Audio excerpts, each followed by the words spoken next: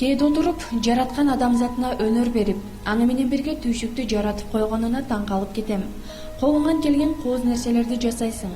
Андан чоң үмүттөрдү күтө бересиң.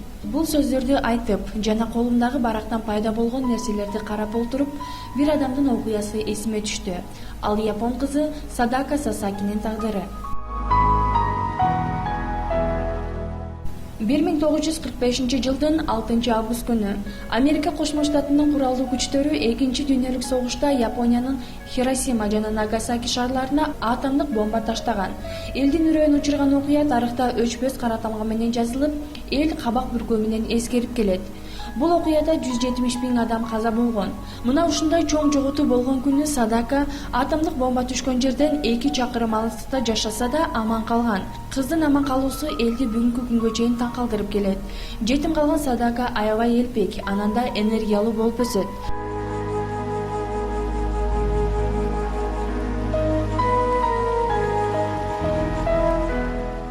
Бирок кыздын алкымынан кармагандар Сасакини 11 жашка чыкканда кыйнай баштайт. Ал оору баягы өзөктүү куралдын жарылуусунун негизинде пайда болгон нурдануу эле.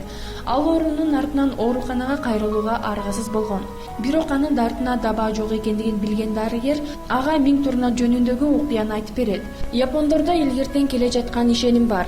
Эгер адам кагаздан 1000 даана турна жасап, аны адамдарга тартууласа, каалаган тилеги орундалат. Дал ушул аңгеме кызга чоң таасир берип, айыгып кетемби деген ойдо кагаздан турналарды жасай баштайт.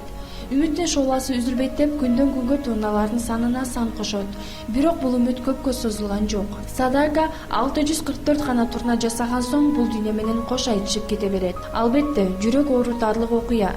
Дарт күчөсө дем алдырбайт эмеспи?